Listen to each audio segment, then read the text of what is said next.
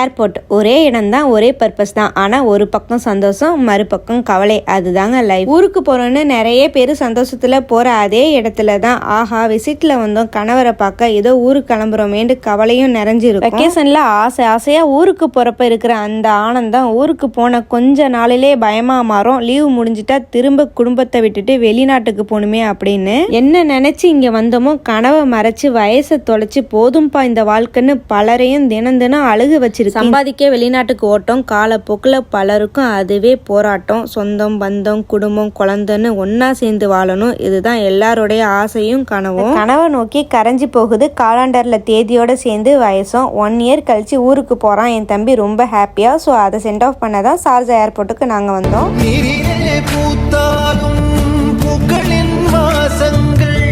தண்ணியிடம் சேர்வதில்லை என்ன விதியோ